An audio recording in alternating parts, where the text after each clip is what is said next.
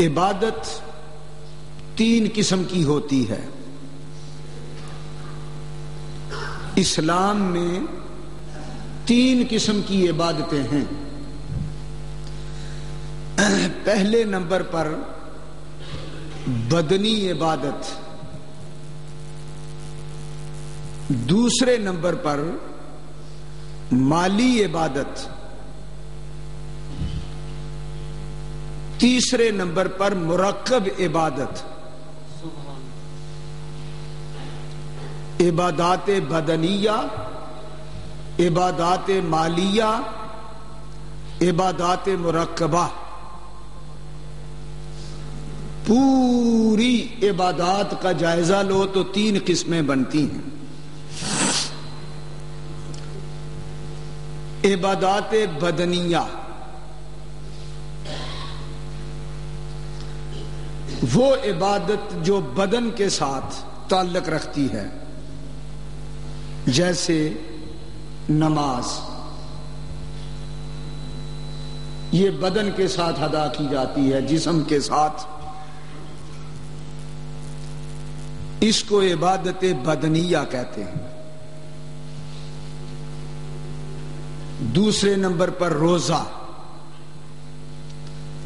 چونکہ اس کا تعلق بھی انسان کے کھانے پینے، سحری و افطاری، اٹھنے جاگنے، نماز تراویح ادا کرنے کے ساتھ ہے.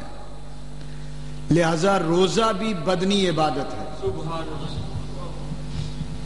عبادات بدنیہ میں ہر قسم کی نماز، خواہ فرضی ہو خواہ نفلی، ہر قسم کا روزہ، خواہ فرضی ہو خواہ نفلی.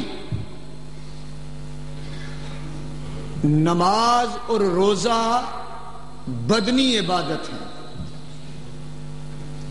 اس کے بعد ہے مالی عبادت، جیسے زکوٰۃ،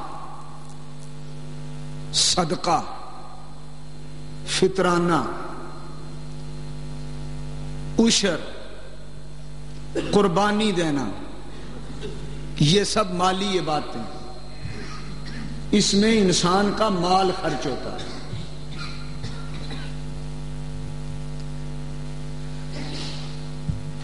تیسرے نمبر پر عبادات مرکبہ،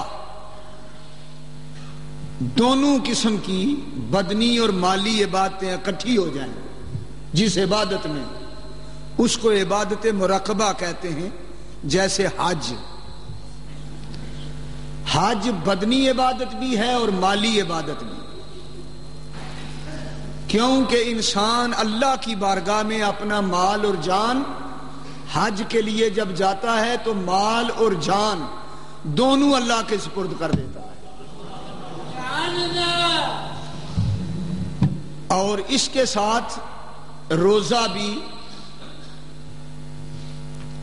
مالی عبادت میں بھی شامل ہے اور بدنی عبادت میں بھی. روزہ بھی،